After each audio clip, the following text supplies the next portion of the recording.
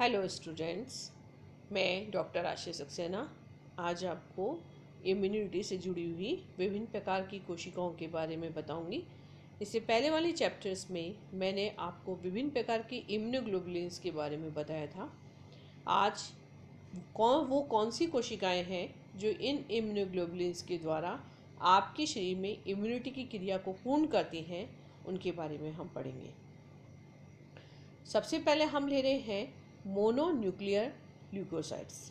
देखिए, आप लोग बच्चों सेकंड पेपर के अंदर जो एनिमल फिजियोलॉजी का पेपर है उसमें आपने हेमेटोपाइसिस के बारे में पढ़ा है, रक्त निर्माण की विधि के बारे में, और वहाँ पर आप WBC का वर्गीकरण पढ़ के आए हैं। आपको पता होना चाहिए WBC दो प्रकार की होती है, पॉलीमॉर्फोन्यूक्लियर ल्यूकोसाइट्स और मोनोन्यूक्लियर ल्यूकोसाइट्स। पॉलीमॉर्फोन्यूक्लियर का मतलब जिनमें केंद्रक विभिन्न प्रकार का होता है, और मोनोन्यूक्लियर का मतलब जहाँ पे केंद्रक एक ही प्रकार का पाया जाता है। मोनोन्यूक्लियर ल्यूकोसाइट्स जो होती हैं वो बेसिकली आपके दो प्रकार की होती हैं, टी लिम्फोसाइट्स और मोनोसाइट्स। और ये कंप्लीट जो मोनोन्यूक्लियर ल्यूकोसाइट्स का समूह है वो आपके लिम्फोसाइट के रूप में, मोनोसाइट के रूप में, मैक्रोफेजेस के रूप में या डेंड्राइटिक सेल्स के रूप में पाया जाता है। तो ये किस प्रकार अपना रूप परिवर्तित करती हैं और कैसे अपना कार्य करती हैं, ये हम इस चैप्टर में देखेंगे। देखिए, एक फ्लो चार्ट के द्वारा मैंने आपको हेमेटोपाइसिस के बारे में थोड़ा सा बताया है। हेमेटोपाइसिस की क्रिया जो कि बोन मैरो में हो रही है, और बोन मैरो में ग्रेनुलोसाइट्स मोनोसाइटिक प्रोजेनिटर सेल, या हम इसको बोलें प्रोमोनोसाइट का निर्माण हो रहा है। और ये प्रोमोनोसाइट ब्लड स्ट्रीम से निकलकर मोनोसाइट के रूप में आपके रक्त में आ गई है। मोनोसाइट 8 घंटे तक आपके रक्त में परिवहित होने के पश्चात ऊतकों में चली जाती है और वहाँ पर विभेदित होकर ये मैक्रोफेजेस में परिवर्तित हो जाती है। मैक्रोफेजेस संपूर्ण देह में फैल जाती है, पूरी बॉडी में फैल जाती है। देखो बच्चों, मैक्रोफेज जो हैं कोशिकाएं, ये आपकी बॉडी में फैगोसाइटोसिस की क्रिया के द्वारा आपके शरीर को सुरक्षा प्रदान करती है। मैक्रोफेजेस आपकी कुछ भ्रमणशील होती हैं, यानी कि आपके शरीर में घूमती रहती हैं, और कुछ स्थायी होती हैं। ये दोनों प्रकार की कोशिकाएं आपके शरीर में रेटिकुलर एंडोथेलियल सिस्टम का निर्माण करती हैं। रेटिकुलर एंडोथेलियल सिस्टम का मतलब रक्त प्रवाह से जुड़ी हुई कोई भी चीज होगी उसको हम रेटिकुलर नाम देते हैं। इन रुधिर नलिकाओं की जो बिल्कुल अंदर की लाइनिंग होती है वो एंडोथेलियम कहलाती है। तो आप इस शब्द को अच्छे से याद रखेंगे, RES, यानी कि रेटिकुलर एंडोथेलियम सिस्टम। यह आपके शब्द कई बार काम में आएगा। स्थायी मैक्रोफेजेस जो होती है वो विभिन्न प्रकार के ऊतकों में जाकर स्थित हो जाती हैं और फैगोसाइटोसिस की क्रिया के द्वारा शरीर को सुरक्षा प्रदान करती हैं। ये स्थायी मैक्रोफेजेस आपके शरीर में अलग अलग जगह पर उपस्थित हैं और अलग अलग नाम लिए हुए हैं। जैसे कि अगर ये मैक्रोफेजेस लंग्स में उपस्थित हैं तो इनका नाम है एल्वुलर मैक्रोफेजेस। यदि आपके संयोजी ऊतक में हैं तो आप कहलाएंगी ये हिस्टियोसाइट्स। यदि यकृत में उपस्थित हैं तो कुफर सेल्स कहलाएंगी, और यदि मस्तिष्क में पाई जाती हैं तो ये माइक्रोग्लियल सेल्स कहलाएंगी।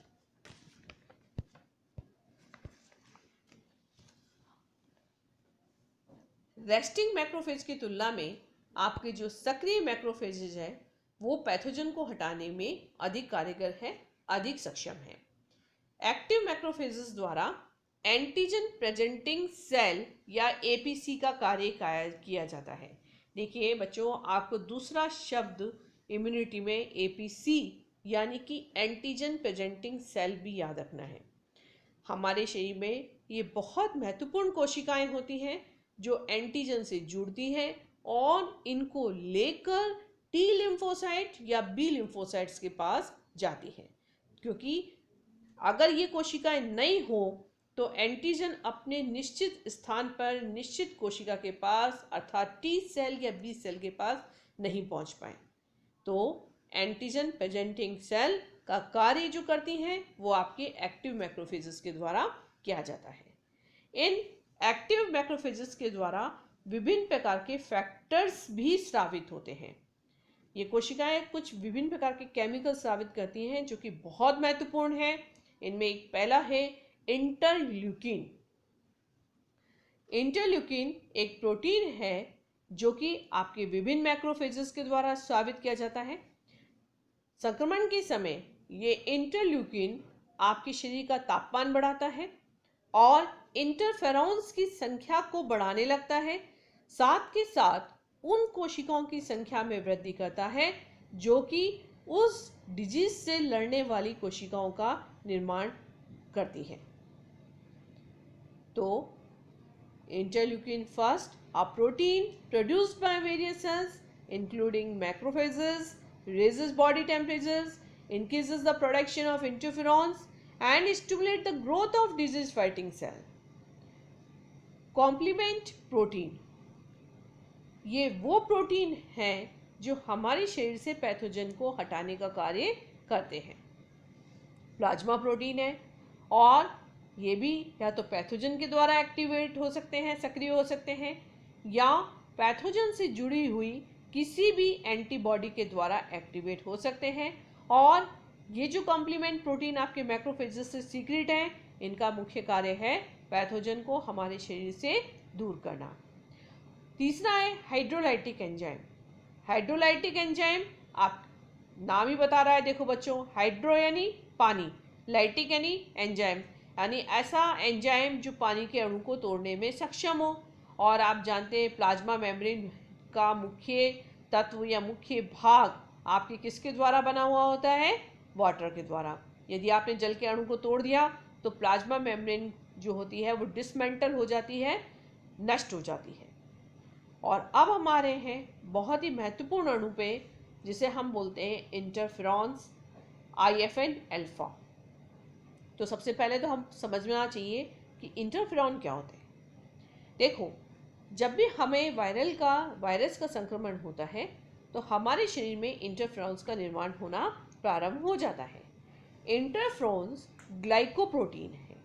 मैं थोड़ा सा एक बात और बताना चाहूँगी बच्चों आप लोगों को, यदि आपको वायरल इन्फेक्शन बदलते मौसम में हो रहा है तो मेरी ये राय है कि आप अपने शरीर में प्रोटीन की डाइट को बढ़ा दें, क्योंकि जो वायरस से लड़ने वाले इंटरफेरॉन्स हैं वो प्योरली प्रोटीन के बने होते हैं और उस समय आपके शरीर को प्रोटीन की आवश्यकता बहुत ज़्यादा होती है।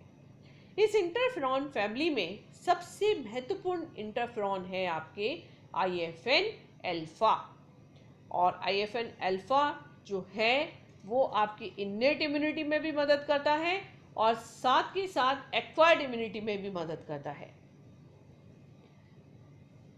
IFN अल्फा आपके T cells, B cells, NK cells, macrophages, इन सब के द्वारा स्रावित होता है। और इंटरफेरॉन अल्फा का काम होता है आपकी बॉडी को अलर्ट करना कि आपकी बॉडी में वायरल इन्फेक्शन आ गया है। अब आपकी बॉडी कैसे पहचानेगी कि आपकी बॉडी में वायरल इन्फेक्शन आ गया है?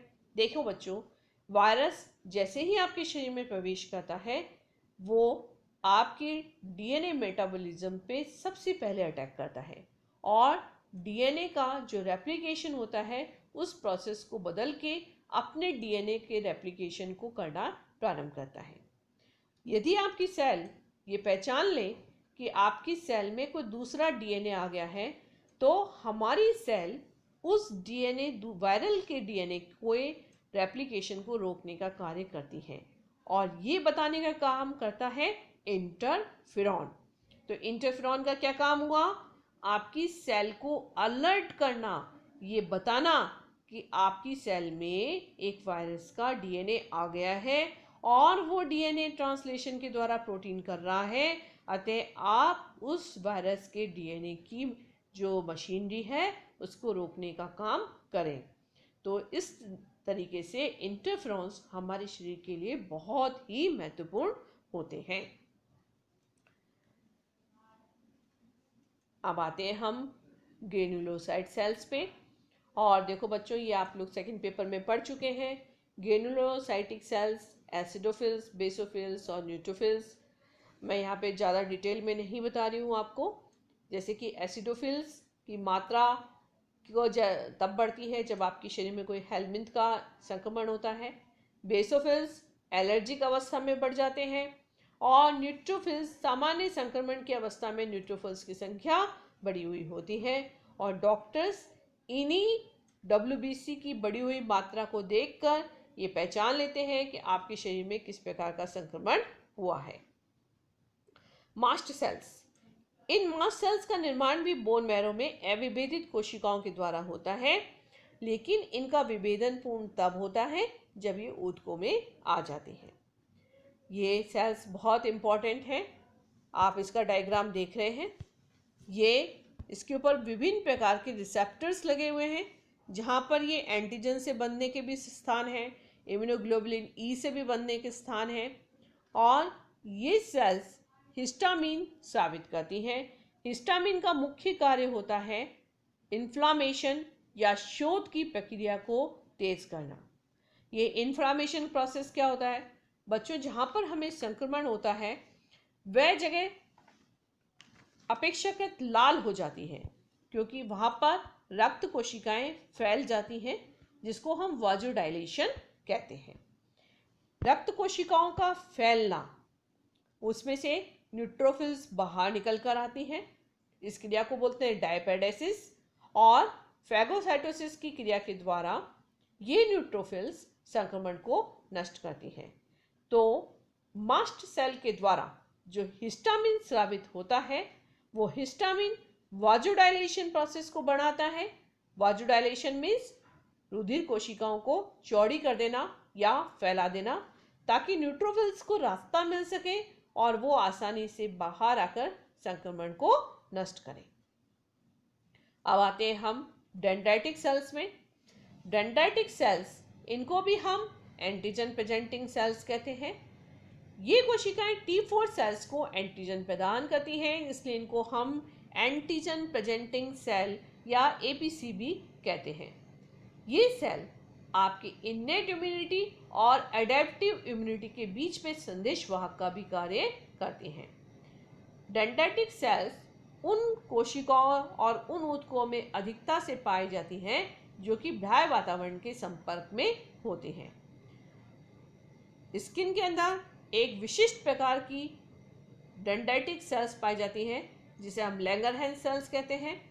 इसके अतिरिक्त ये लैंगरहैंस सेल्स आपके नाक की आंतरिक सतह पे, लंग्स की आंतरिक सतह पे, आमाशय और इंटेस्टाइन की आंतरिक सतह पे भी उपस्थित होती हैं। ये कोशिकाएं फैगोसाइटोसिस प्रोसेस के द्वारा संक्रमण को नष्ट करती हैं। डेंड्राइटिक सेल्स इमेच्योर अवस्था में ब्लड में पाई जाती हैं और मैच्योर होने पर लिम्फ नोड में पहुंच जाती हैं और विकास के समय इनमें प्रवर्ध विकसित हो जाते हैं, जिसे हम डेंड्राइट्स कहते हैं। और ये डेंड्राइट्स तंत्रिका कोशिकाओं के प्रवर्ध से बिल्कुल भिन्न होते हैं। तो ये विशिष्ट प्रकार की कोशिकाएं हैं, इम्यूनिटी सेल्स के नाम से जानी जाती हैं, जो विभिन्न प्रकार के तरीकों से आपके शरीर को सुरक्षा प्रदान करती हैं। Thank you.